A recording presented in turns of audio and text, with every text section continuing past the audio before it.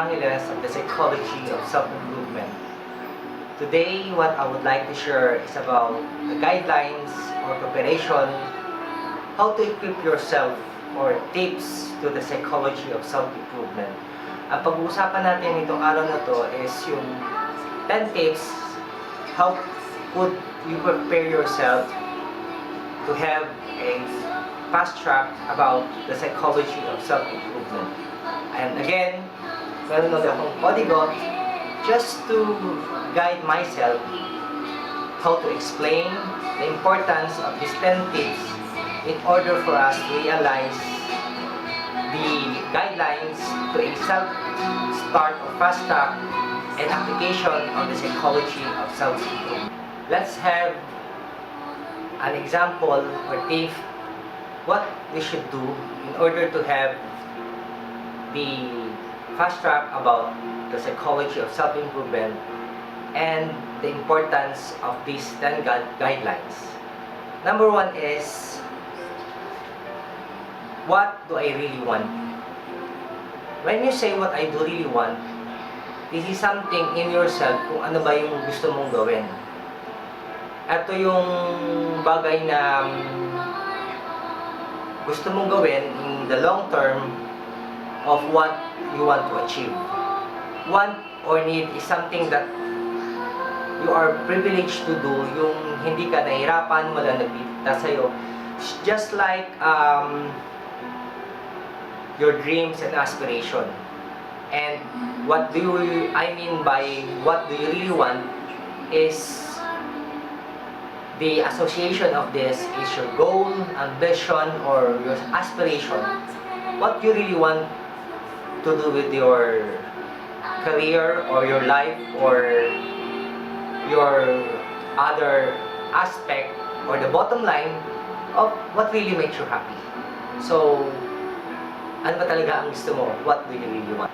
Number 2, guidelines in order for us to realize the importance of the fast track or the tips about the psychology of self-improvement is about number 2 is, should I really change? Parang question to eh. This is an important question that we should ask in ourselves.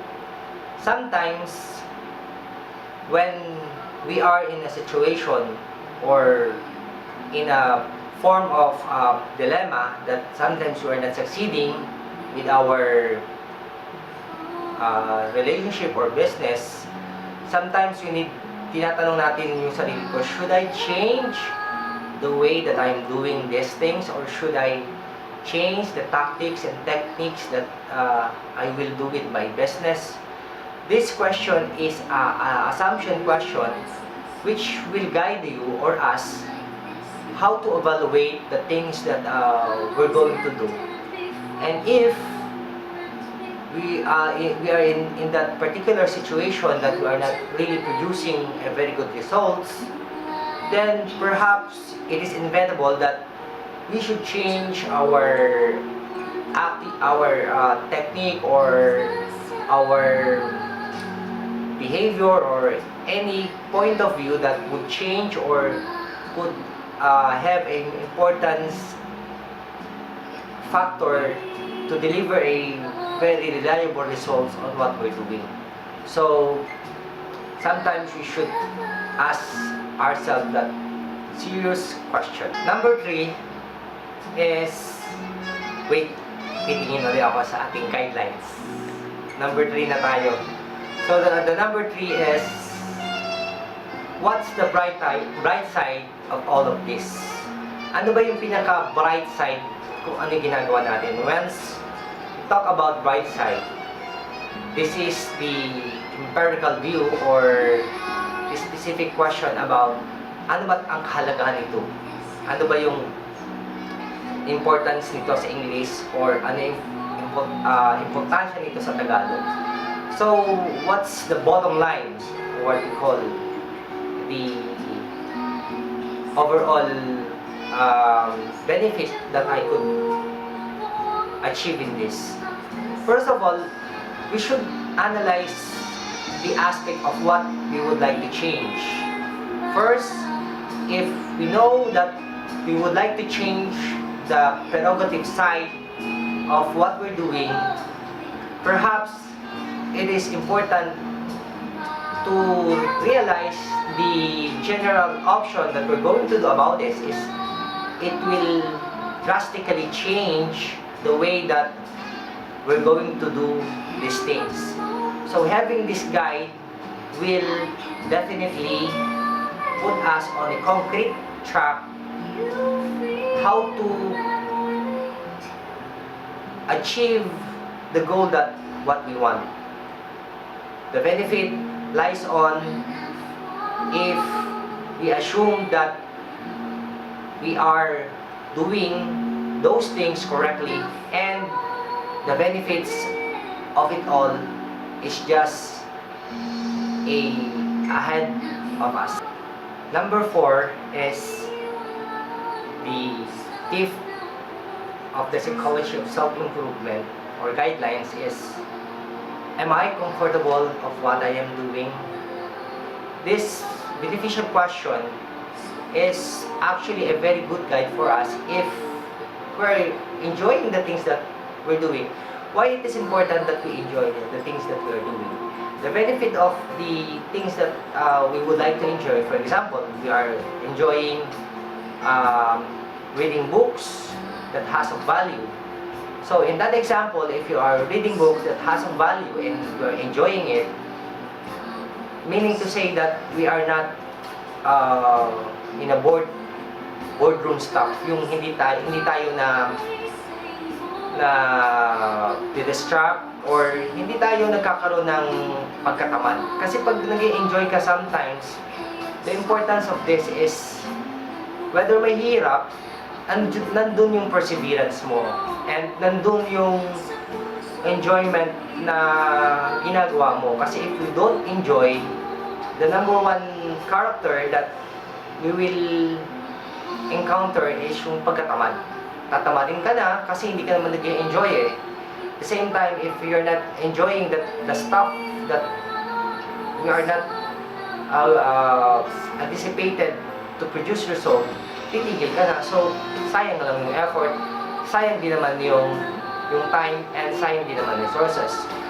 So, if we enjoy the things that we really love to do, there's peace, number 1. There is satisfaction, and most of all, we are happy. And number 5 of the tips of the psychology of preparation to self-improvement is, have I done enough for myself? Pag sinabi mong have I done enough for myself is, ginawa ko na ba talaga yung pinakagusto ko? Ginawa ko na ba talaga yung dapat kong gawin? And these are the things that we should also consider, because if we have done the things that make us comfortable or we are so happy about it, the most important thing of this is we are abiding on the things that we would like to achieve. And if we have done enough to ourselves, magiging habitual ano mo na yun eh. Magiging character mo na yun or attitude mo yun. And that's the important thing. If we have done enough to do the things that what we would like to do, we are pushing ourselves to the things that that we really love most. And this is very important, because when we push on to these things, it is a very satisfaction mo eh. Saka masarap ang pakiramdam mo when you have done enough to yourself. And bringing that serious question, have I done enough to myself, you will be able to determine the potential character kung ano mang meron ka. So the psychology of self-improvement in preparation of this is an evaluation o ano, comfortable na ka ba na talaga doon sa ginagawa mo. It pushes us more and more. And that's what makes it delightful And the number 6 tip for the preparation of the psychology of self-improvement is, am I happy at where I am today? Masasaya ba ako sa estado ko ngayon? This question is a guideline to us kung masaya ka ba ngayon sa present situation mo. So kung ang sagot mo, if you're not happy with your situation, anong gagawin mo? What will you do? Siguro, for me, kung akong tatanungin nun, what will I do in order for me to be happy, or kung hindi ako satisfied sa present situation ko? I will look for ways to improve myself, or I need to talk to myself, ano ba yung skill level ko paano ako maka-achieve ng mga ganung bagay. So kasi if we don't have the analysis within ourselves or evaluation, the next day is the same ka pa rin naman eh. So in order for us to achieve the level of comfort that what we want, there is an execution of action. An execution of action is where you execute the things that it is within your reach. And within your reach might be is for you to go on despite of the difficulty that you are facing. So, kung hindi ka comfortable or where you are not on the level of you are satisfied with your present situation, do something about it. And in doing something about it, that's the point that you are getting out of your zone of problem and delivering the best thing that really brings you eventually to the success you want. And perhaps the number 7 tip that I'm going to share to you about the guidelines of acquiring self-improvement is, am I appealing to my opposite sex? When we have an appeal to others, it suggests that we are taking of ourselves. Kasi pag meron kang appeal sa sarili mo, people will notice you that you are taking good care of yourself. When we said that you need to be appealing to your opposite sex, it means yung appeal mo is a character that not only you are take good care of yourself, you are developing a specific character how to be appealing not only to your opposite sex but to other people whom you feel that you need to do more. Appealing means you are preparing yourself toward a very good character or a very good intuition that you need to develop within yourself. So if you are appealing to other people, it means that you have this sense of good confidence within yourself. Appealing character and confidence within yourself is a behavior that ignites other people when they saw you. So not only you're going to tell to people that your appeal is a signal that not only you are taking good care of yourself, an appeal is also telling other people that you have this characteristic or self-confidence with yourself. Number 8 is, again, I have to look again for the last 2 tips that I'm going to share with you. Number 8 is, how much could I have? It means, ano ba talaga yung parameters mo about achieving of something? Lalo na sa pera, how much could I have? Ano ba yung desire mo? What is your desire of having material things or having a a things that satisfy you? Is it you have a lot of money, or is it you want to achieve a real estate property that makes you happy, or would you like to have a success both of may kotse ka, marami kang pera, meron kang real estate? So this pertains to your happiness. How much could you have? It measures the happiness within yourself or the satisfaction level. So if we want to realize the success that we want to achieve, first, we need to define the parameters kung ano ba yung ibig sabihin ng success sa life mo. Is it having so much money, or is it having yung malaking property or a real estate property that you could live comfortably, or is it by helping other people, those who need success or you would like to improve their lives?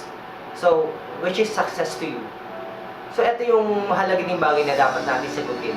When we are comfortable of the success what we want, this will actually guide us or give us an implication, ano ba talaga? Or sa love life, kung ano ba yung talagang success na gusto mo. And the number 9 tip that I'm going to share with you on the qualification of the psychology of self-improvement is what motivates you. When we say what motivates you, what drives you, what is your reason of that keeps pushing you, what really means that you keep on going and going and going. So this is a question, or the inner question, that we should ask in ourselves, why we keep pushing despite of this, despite of that. So the basically, or the guideline question, or our strength that lies within is what motivates us. If we could answer that question in a way that we put that into action, this will serve us on the maximum level of our strength and faith on how we are continuing. And last but not the least is